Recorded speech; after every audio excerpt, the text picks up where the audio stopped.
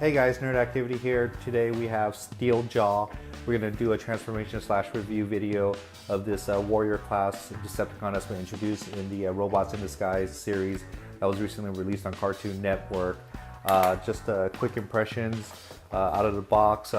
We had noticed that Steeljaw is a little bit different in color. He's more bluish in the toy, whereas in the cartoon, the fans of the cartoon will recognize immediately that Steeljaw has been presented as a more grayish color.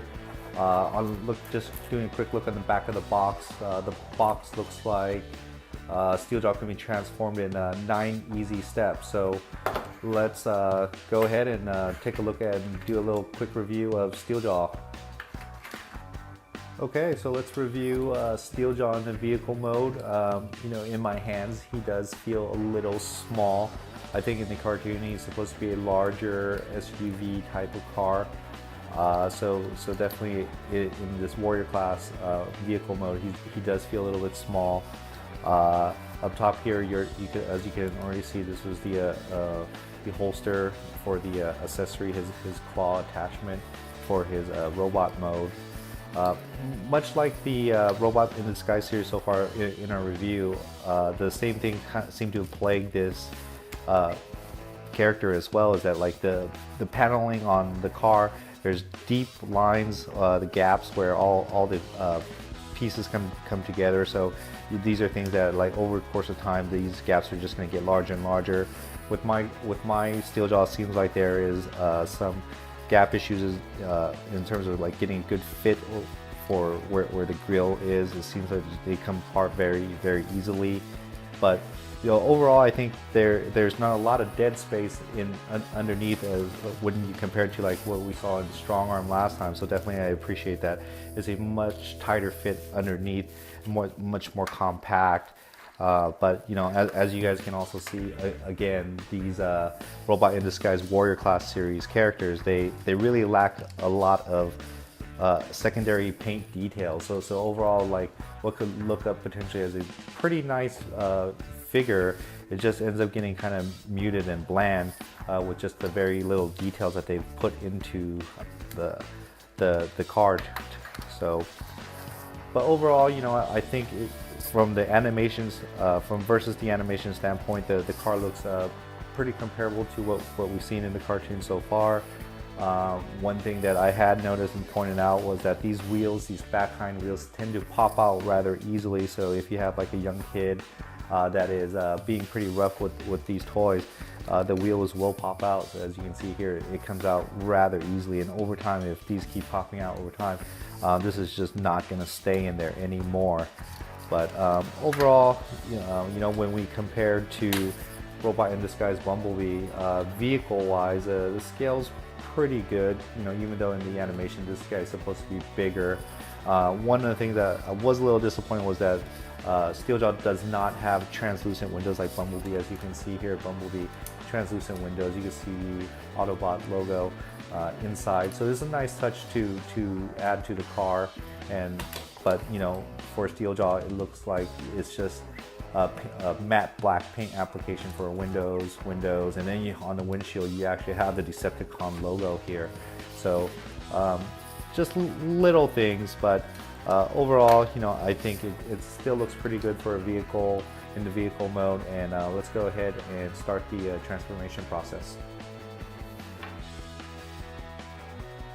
Okay, so we're going to go ahead and start the transformation. The first thing that you want to do is go ahead and split the front portion of the car, and this is ultimately going to turn into the legs for Steeljaw. What you want to do is fold down the grill so that they're facing each other, and then twist them out so they're facing forward. And once you guys got that completed, you're going to go ahead and just pull the grill down, and these are ultimately what's going to become the front part of his foot and leg. One of the problems that I do see already is that if you look here, there's no heel or back support. So I think this is something like, in terms of for him to stand on his own, this is going to be a issue. Oh, maybe not, but it seems like it's not very sturdy. This is something that potentially could be a problem later on.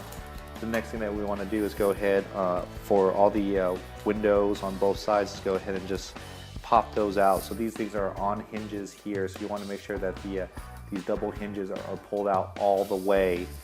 Once we have that, we can go ahead and flip him in the back, and you see that his Steeljaw's tail is tucked underneath on the underside, and you want to just go ahead and bring that down and flip the tail out, so all the sharp edge is pointed in the same direction. And then you're going to go ahead and flip the trunk and the wheel back. When we're doing that, we want to just keep in mind that the head underneath, you could just go ahead and pop them out, and then just move the tab back. And once we got that in place, the transformation is more or less done. We're going to go ahead and rotate the back portion up. This is where these double hinge joints were earlier. If you guys can see, these are painted black as well, and these will go ahead and complete his chest portion. And what you want to do is go ahead and flip that down, and then this area you're going to go ahead and pull them out to extend the arms. And there you have it, Steeljaw in the robot mode. Okay, so some things to point out in the robot mode. The Steeljaw head looks like there has some pretty good detail in there. Again, you know, some side-to-side movement. Not too much on the up-down, but definitely from the side-to-side rotations, there's some of it there. The eyes look like they're painted yellow, but there's not light pipe like the Bumblebee that we saw in the Robot in Disguise series. Pretty good shoulder mobility and rotation, so as you can see here. One thing that was a little surprising was that the from the elbows you could actually twist them fairly easily, but that the elbows actually did not bend, so the arms are pretty much more or less straight throughout. This is the case for both arms, and then you know, it was pretty easy to attach the weapon on there to the hands. What's nice about the hands here for Steeljaw is that they're not like for strong arm where they're actually encased in part of the car frame, so it's nice to have exposed hands. That's a nice touch I was missing in the strong arm. No torso twisting mobility, but the hips looks like there's some pretty good range of motion, and then the same thing with the knees. Again, I think one of the problems here is that this tail is held together by a few ball joint pieces, so having the characters actually stand up on like kind of like a wood surface has been rather difficult for me to get him to stand up. There we go. You know, this is a comparison with the Bumblebee from the same class. So again, in the cartoon, the Steeljaw was a little bit taller, but in the Warrior class, they're pretty much on a 1-to-1 scale. And actually, I think I'm not sure if it's pretty easy to see here, but the Bumblebee is actually standing a little bit taller. One thing I do like and appreciate about Steeljaw is that he is pretty bulky. He looks pretty menacing.